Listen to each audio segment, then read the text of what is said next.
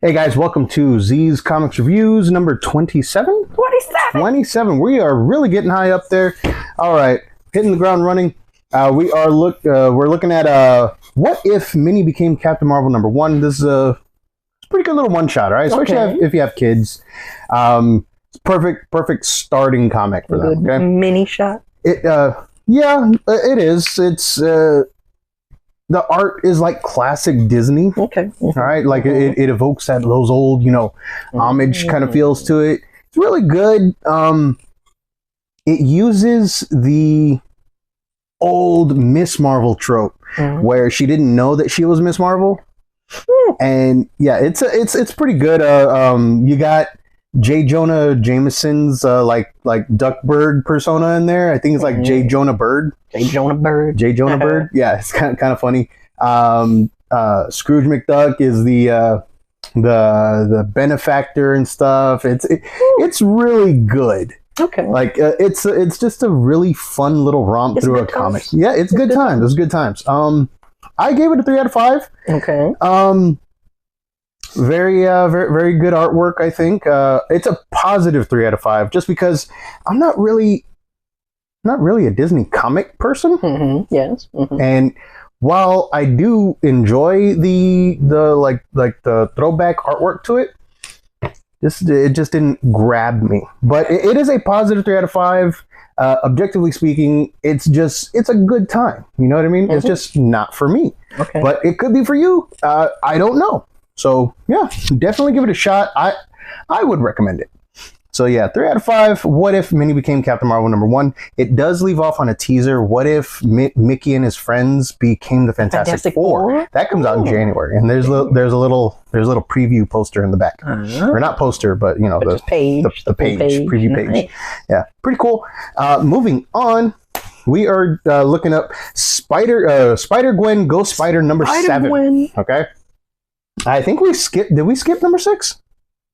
We may have. I think we did. Oh man. Black Tarantula found out where she lives, left her some flowers. That happened in number 6.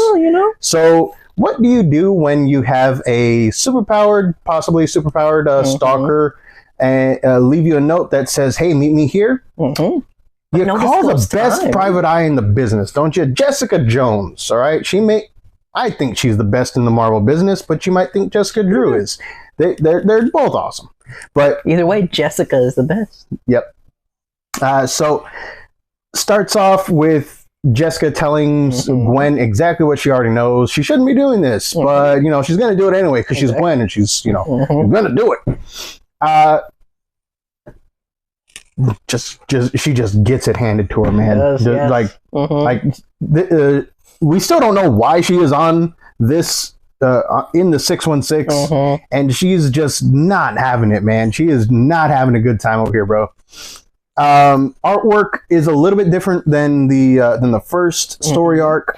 I think it's a little bit dirtier, but I think it matches what is especially with what Tarantula's doing. Yeah, it goes very So Black Tarantula's plan is a little bit more expanded on in here, and he may or may not be the villain that we all think he is. He's definitely a villain, but maybe not the type of villain that we think he is. So bottom line, I think I gave this one a 3 out of 5. I'm the same with it. Like it was the nice little romance banter back and forth between Tarantula and Gwen was pretty funny, pretty good at times, very Hallmarky type stuff. It really was. And like the little quips or the little interaction between Jessica Jones and Gwen in the beginning, talking about the enemies to lovers thing. Exactly. Like nobody that has an enemy actually wants that. Yeah. It's like, okay, I could see that. All right, it's kind of funny. But yeah, the humor is in there, but it's mostly build up and the tension. And I'm kind of excited for where this is going. This the new ending story really does kind of get you like, I was completely against this guy, but now I'm like, up here. Beard like scratch. Stroke the beard. Things are changing. Don't say stroke the beard. Why not? It just sounds wrong. Only to your ears. Come on. I've worked too much in a factory, okay? Yeah. Like, everything's bad. So, bottom line, Spider-Gwen, number 7, 3 out of 5, but a positive 3 out of 5, much like the What If Mini. All right, moving on to question all along the Watchtower. I will never try to sing Bob Dylan again. But anyway, the question all along the Watchtower, number 1, just hit the shelves this past week. I went into it just trying to get a number 1 for the show. I was pleasantly surprised that this is a great read. Okay, the artwork in there is amazing. Alex Segura is the writer, so he's been doing, I believe, Spider Society, and it's good. Like, I cannot say enough by how surprised I was by how good this one. I highly recommend you read this too. Okay. Renee Montoya, after the events in Gotham that led to her being fired from the GCPD as commissioner, is now tapped by not only Batman, but Superman and Wonder Woman themselves to head up the new security team for the Justice League's new Watchtower. Now, I still haven't read DC All In, but this one, from what I see, shows a lot more of the Watchtower. It shows a lot of, yes, exactly. It shows all. Did you ever play DC Online, DC Universe Online? Of course. That is this. Like you have Armory, you have the tech bridge, you got all this stuff. It's showing the inner workings of the Watchtower in a way that I still have not seen. And along the way, you meet the team that is supposed to support the question, Renee Montoya, and it's both Blue Beetles, and they're supposed like Ted Cord Blue Beetle and Jaime. Ted and Jaime, yes, exactly. Jaime flies Jaime. Yeah. Isn't he still supposed to be like late teens, early 20s? Because they show him and he looks like he's in his 40s. So I don't know what happened there. Having a rough time, bro. It's rough being a superhero. It really is, especially after the Waller thing about absolute power. He's got some city miles on him. Bottom line, things happen in here that could set in motion a lot more crossovers and more events in the Justice League Unlimited comic. Number 1 goes on sale next week. On the Ted cord. On the Ted cord? No, it's okay. It was going to be a stretch either way. That one just flew over my head. I was all like unlimited Ted cord. Boo. But yes, this one right here, fantastic opening issue. There is a big twist at the end where one of the things that happens ends up not to be the thing that to happen in this one. In the solicitations, they say that Renee Montoya is supposed to be investigating a murder. Well, a murder most foul does occur, and I think I have a speculation about who done it. Okay, but I'm not gonna share that right now because I'm gonna wait until issue 2. We are gonna review number 2. Okay, we're definitely reviewing number 2 on this one. I gave this one, dude, like 5 out of 5. Straight 5. Right? Originally I was gonna give it a 4 out of 5, but the more I'm thinking about it, dude, 5 out of 5. All right, go. Yeah, our first 5 out of 5 of the night. Right.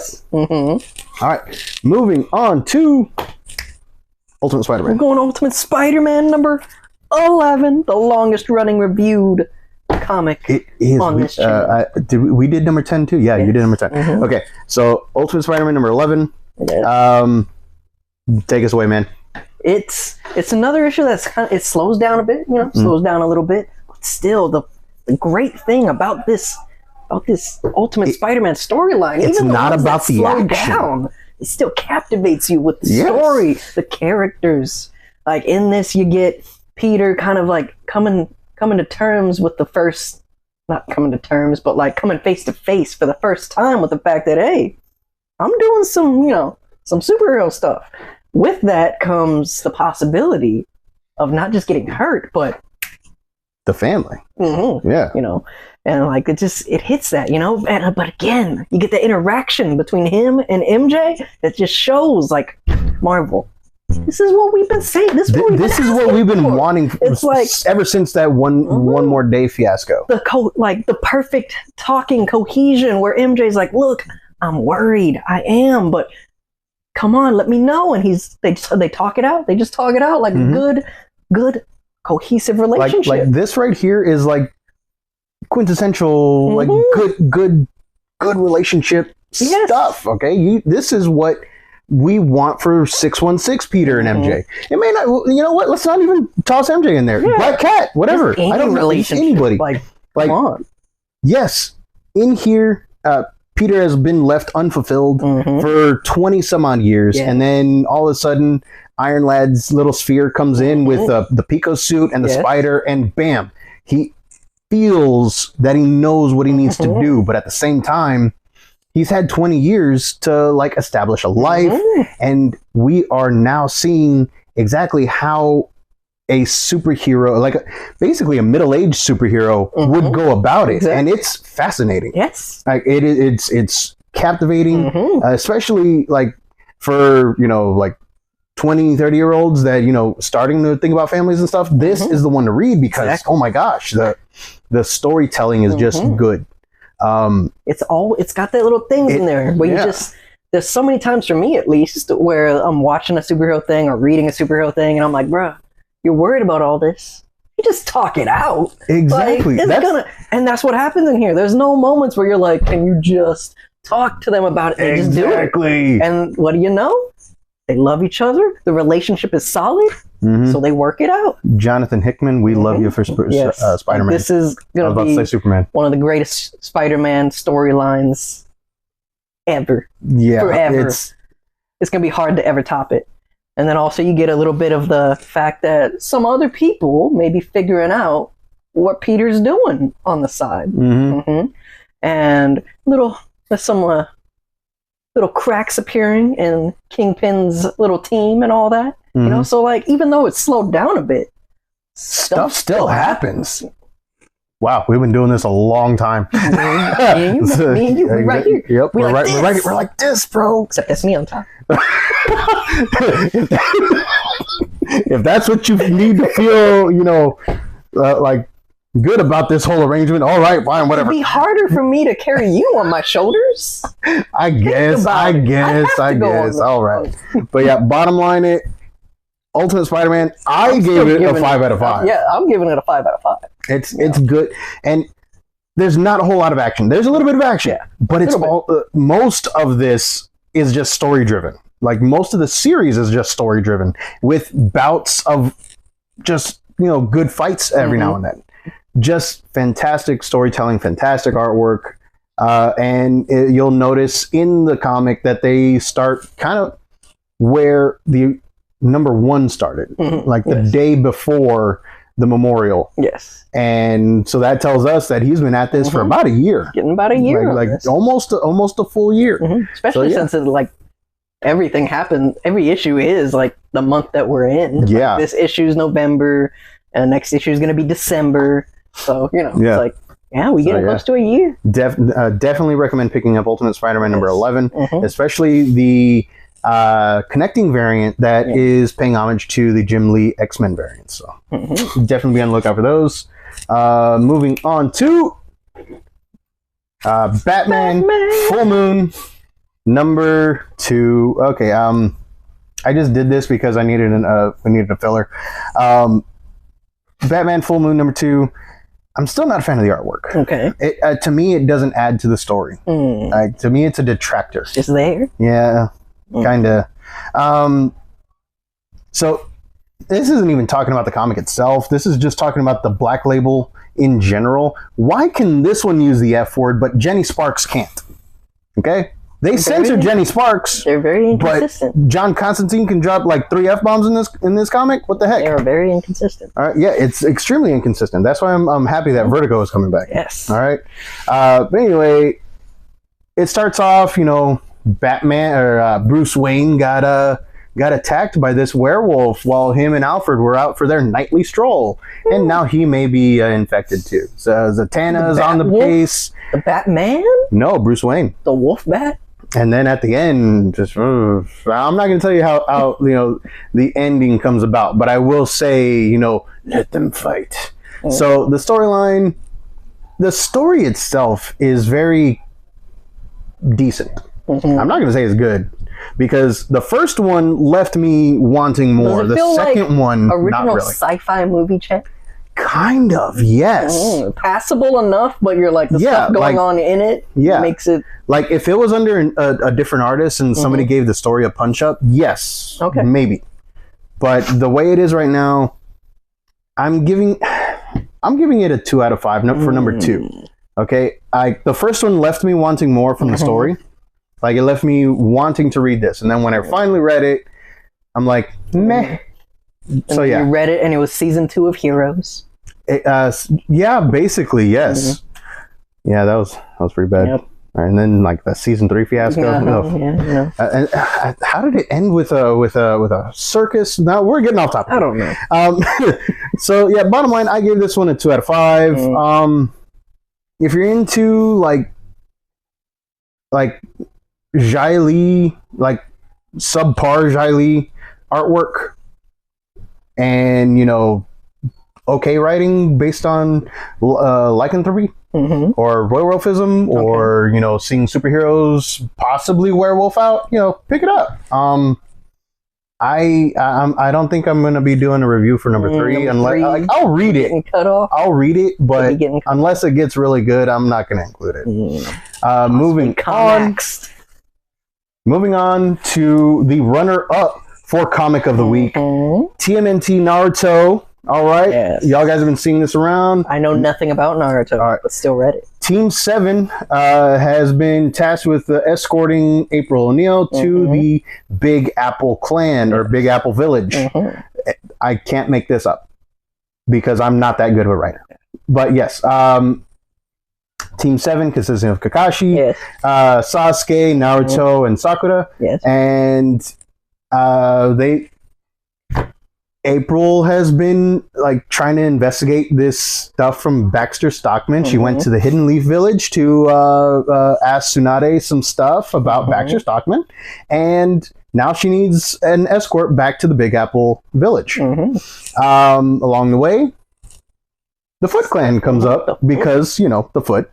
And honestly, I think there was a Kung Pao reference in there. It does sound didn't you like? Like hand over April, and then they say, "Wait, I thought you were the Foot," and then goes from there. I thought that was a Kung Pao reference, and I was like, "I love this."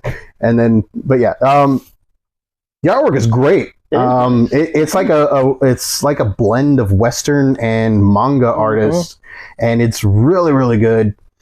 The fight between Team 7 and most of the issue is a fight. Yeah, dude, yes, most of the issue is a fight, man. I love it. And they all feel like they're supposed to feel like. The turtles, anyway. I'm not entirely sure how how Naruto is supposed to feel. Sorry to the fans that are really into Naruto. We'll get back to you on that when our other cousin, reads his copy, because he's huge into Naruto, but we are not.